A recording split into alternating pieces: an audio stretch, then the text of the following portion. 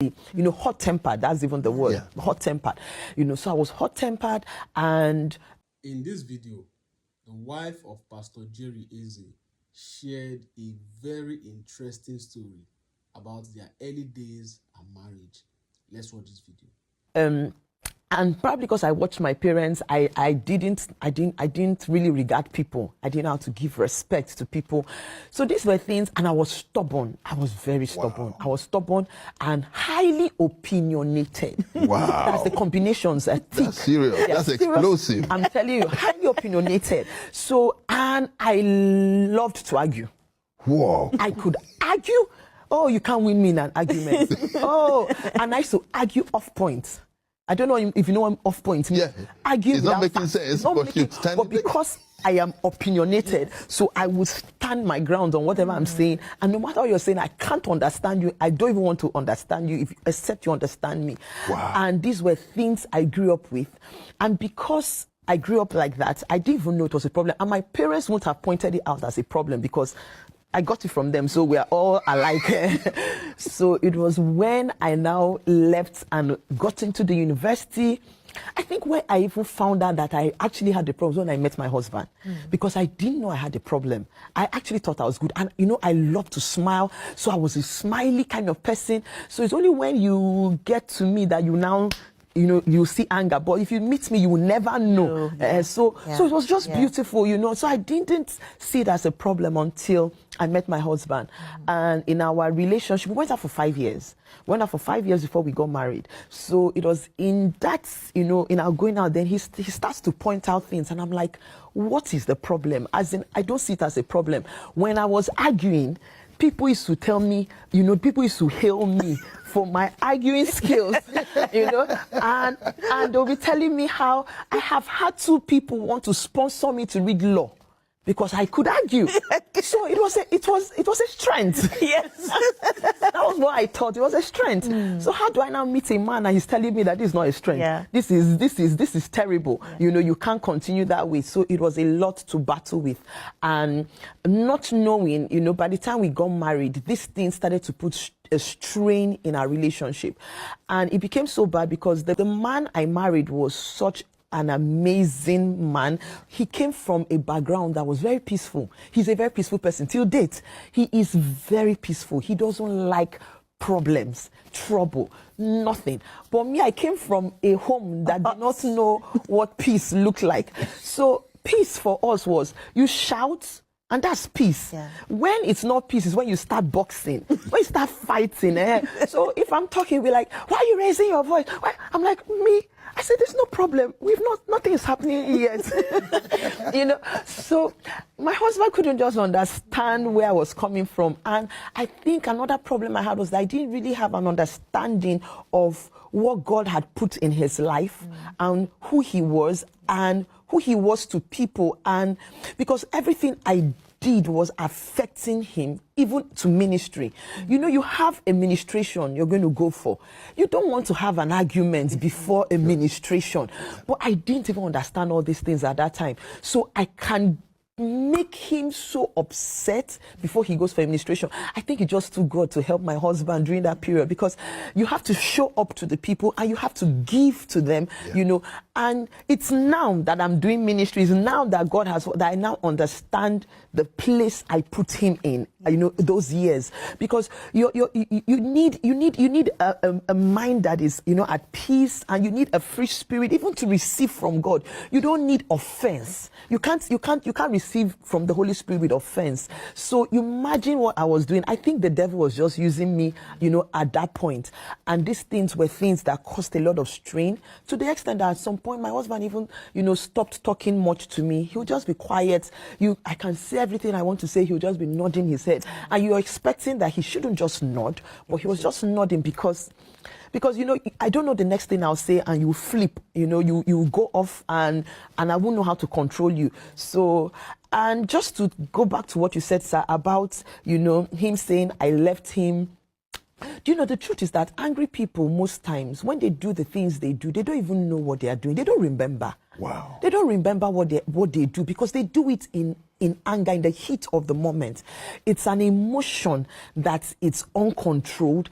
And because you react, based on that emotion, by the time you come back to your senses, by the time you calm down, you forget too many things you did in the heat of that outburst. Wow. So it's the people that you have offended or hurt that are the people that can remember what you did. Yeah. My husband has also reminded me, one of the times he spoke, he said he can remember the times I threw plates out of anger. Do you know, I can't remember it. And I tell him, are you sure it's me? I said, it can't be me. No, I couldn't have done that. Me, by me now. No, it's not me. But you see, but these are things you do, and it keeps, it keeps, there was something I said in my book, and I said that, I said something, I'm sure you must have read it, when I said that, today marriages, what is breaking homes is not even, it's not as much as, those days where you say maybe it's infidelity. Yeah. The things that are breaking homes today are these little things. They look little, but you see anger, you see whether it's being highly opinionated, disrespect, unforgiveness, assumptions. Yes, assumptions, these things are eating into homes. Wow. And without you knowing, that's why you hear people say irreconcilable differences. Yes. What are those things that, And then sometimes you ask, you say, what happened? Yes. I don't even know what happened in our marriage, but we don't want to be married anymore. But they can't pinpoint exactly what it was, because it's those little things. Those little things. Wow. Those are those little foxes, Yes. They are the little foxes. And that's why this book is so timely, and it's so good we're talking about it today. Yeah. Praise the Lord. But thank God for your husband. He's so patient. Oh, God blessed me. Oh, God blessed he's me. very patient. He took a lot from me. Yes. There were days I'll bang the door at him. We'll be talking. And this is see, even you're the one that you say, you can't even imagine it. Yeah, because the reason I went was because when we married, we were not Christians. Yes. And because I've seen my father, the way he dealt with my mom. Yes. I knew she grew up in Europe. Yeah. And European ladies have this attitude. When they get angry, bang the door. So I had to sit down with her and say, sis, whenever you get angry, don't bang the door. Just call me into a room quietly so we can talk. Yes. So I said, our children must never see us bang door or shout or fight. And we thank God, all these years, it never happened. She just called me in a room, we sit down, we talk. When we finish and everything's okay, we're out, back to normal. I said, so don't bang door. So when you say you bang door, that's where I went, what? So, that was it, because maybe we'll start talking, and at some point, I can't take it anymore. It's probably not going the way I want it to. That's what it is. So I'm like, whatever wants to happen, let it happen. Yeah. Wow. And I walk out, I bang the door, and he's there. And he won't chase me. He won't come after me. He won't raise his hands. He won't raise his voice. He will just stay there. Even, what he used to do those days? He would just cry. My husband will cry. Oh. I made him cry. Oh. Serious. It's when he starts to cry, and I realize, okay, it's really bad. It's bad. What you did is bad. Because when I'm doing these things, I don't even know. Wow. That, this, I'm going too far. It's like you don't know where the boundary lines are anymore. Yeah. So it's only when you now see him, then I'm like, okay, oh, you've just gone, this, you shouldn't have gone this way. Then I start begging. Then I start begging. I will kneel down and beg. I will start begging. And my husband always tell me then, I'm not a bulb, a light bulb that you switch on and off at. A lot of lessons from this particular video. A lot of lessons, right? Now, one thing I picked from this particular video is this. To solve a problem, you first need to acknowledge that problem actually exists, which is the first step of solving a problem. And this is actually the problem these days. This is the major problem. Admitting, accepting that there is actually a problem. That is the first problem.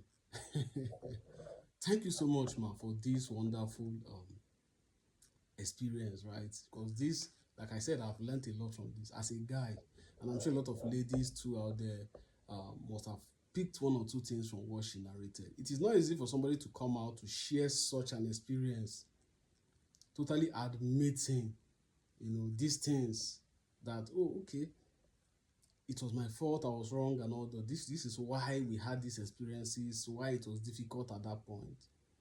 And at the moment I started noticing, if you observe from her story, everything started changing the moment she started noticing that, okay, there's actually a problem. I am the problem. There's this thing I do, I need to observe, I need to be very careful about. That was the beginning of the change. That was the beginning of the change. But you see, these days, and one thing that is very, very common, and in fact, it has led to a lot of issues in marriages from observation, as well as divorce, in fact, is the issue of lack of communication. And what leads to lack of communication is this same issue, this mentality, okay, I am right. I can never be wrong. I am right. I can never be wrong. I am this, I am that. It leads to these frictions and leads to a larger problem, which oftentimes result to divorce. Once again, thank you so much, ma'am. What do you guys think? Drop your comment in the comment section. Don't forget to subscribe, like, share this video.